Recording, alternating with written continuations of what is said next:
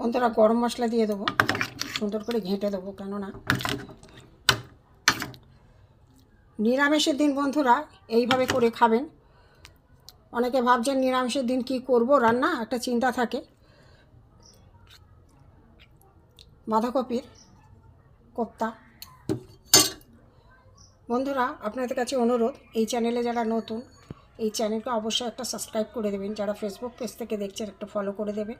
Comment করে জানাবেন কেমন হয়েছে রেসিপিটা, লাইক করবেন, শেয়ার করবেন। ভিডিওটা দেখার জন্য আপনাদের কাছে অনুরোধ থাকলো। চলুন যাই, কিভাবে প্রথম থেকে করেছি দেখতে থাকি।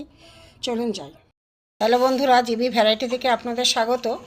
আজ আমি এই যে বাঁধাকপি এখন আমি এই প্রেশার কুকারে আমি সেদ্ধ করে নেব, তারপরে দেখাচ্ছি।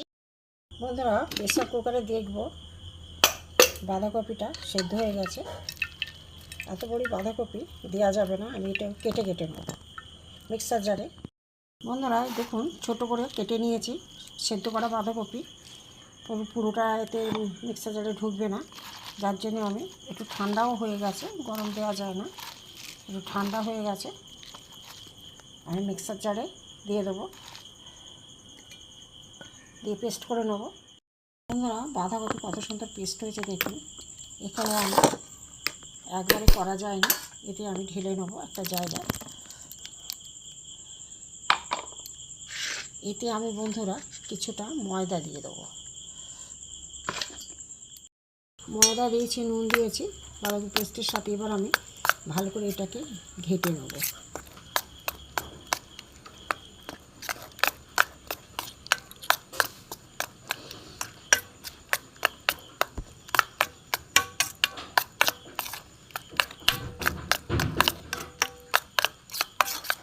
ভালো করে ঘেঁটে নিয়েছি। একটা ছিদ্রযুক্ত থালার মধ্যে বন্ধুরা কলা পাতা পেতে নিয়েছি। কলা পাতার মধ্যে একটু তেল দিয়ে নেব। পাতাটা পুরো তেল দিয়ে মেখে নিয়েছি। এবারে এখানে আমার মিশ্রণ আছে, বাঁধাকপি ময়দার যে মিশ্রণটা করে দিয়েছি, আস্তে আস্তে আমি এই কলা পাতায় ঢেলে দেবো।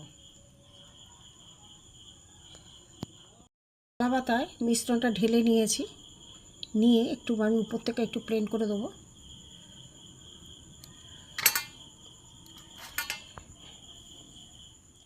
আমার কড়ায় দেখুন গরম জল হয়ে গেছে, আমি এই থালাটা আস্তে আস্তে বসিয়ে দেবো। স্টিমে এটা হয়ে যাবে যে গরম ভাপে। এবার আমি একটা চাপা দিয়ে দেবো, হতে থাক, দেখাচ্ছে বন্ধুরা দেখুন চাপা খুলে একদম ঠান্ডা হয়ে গেছে, বসেও গেছে সুন্দর। এটা আমি কলা পাতাটা ছাড়িয়ে এবার আমি পিস পিস করে কেটে নেব, দেখতে থাকুন। ঠান্ডা হয়ে গেছে, আমি পিস পিস করে ছোটো ছোটো করে কেটে নেব। এই জন্য একটা ছুরি নিয়েছি, নিয়ে আমি এইভাবে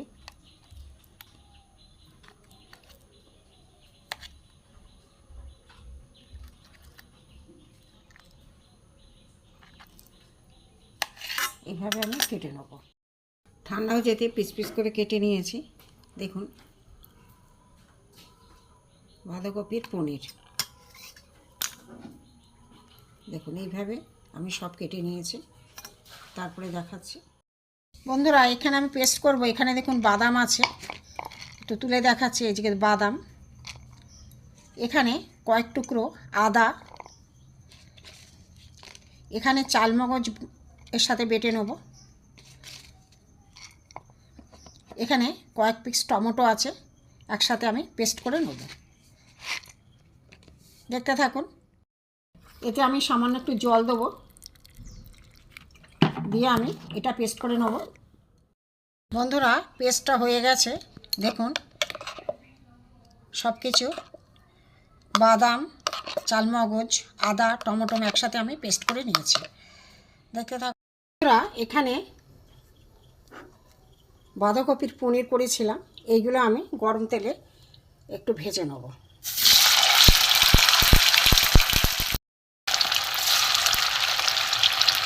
বাঁধাকপির পনির ভেজে নেব, অল্প করেই থাকবে এটাই যেতে।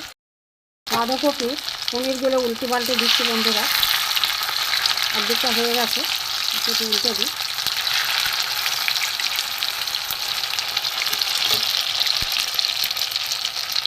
এর পাশে আর একটা আমি দিয়ে দেবো, এই করে ভেজে নেবো।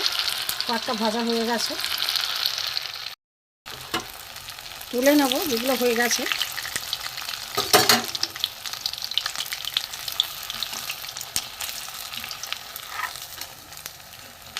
দেখুন কত সুন্দর ভাজা হয়েছে, তুলে রাখবো।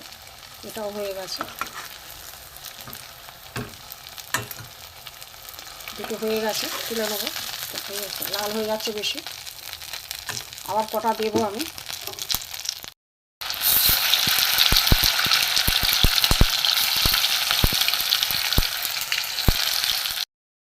একটু উল্টে পাল্টে দেবো।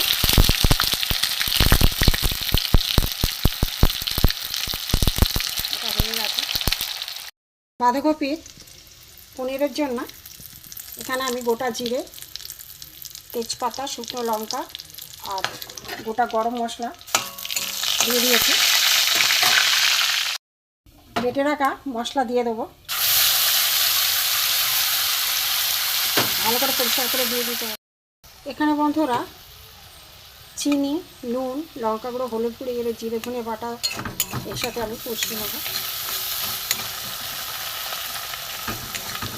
বাঁধাকপি পনিরের জন্য মশলাটা কষিয়ে নেবো ভালো করে।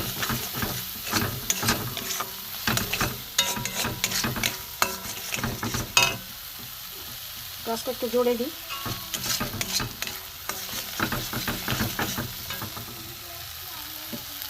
মশলা ধোয়া জল একটুখানি দিয়ে দেবো।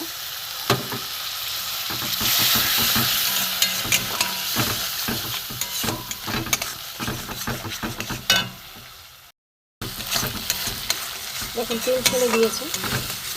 আপনারা এমনি বাদাম না দিয়ে কাজু বাদামও দিতে পারেন, আমার কাছে যা ছিল ওটাই আমি দিয়ে দিয়েছি।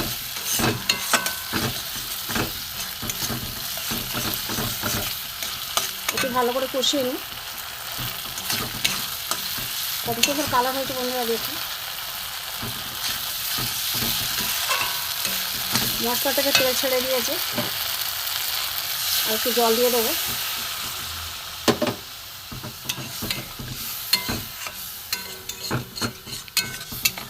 ঝোলটা ফুটে উঠুক। এখানে বাঁধাকপির পনিরগুলো বন্ধুরা ভেজে নিয়েছি, দেখুন। এবার ঝোলও ফুটে গেছে, আমি একটা একটা করে দিয়ে দেবো।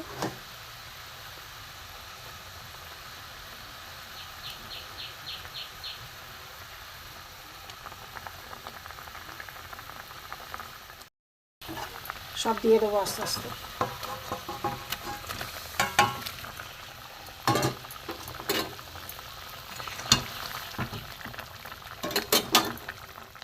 হয়ে গেছে, বসে যাচ্ছে, অল্প অল্প রসটা বন্ধুরা হয়ে গেছে। আমি নামিয়ে নেবো, গ্যাসটা একেবারে খুব বন্ধই করে দেবো, এখন দরকার নেই। এখানে একটা জায়গায় আমি ঢেলে নেবো। ওহ, দারুণ কালার, দারুণ হয়েছে বন্ধুরা, দেখুন। ঘি দিয়ে দেবো। বাঁধাকপির পনিরের রেসিপি হয়ে গেছে।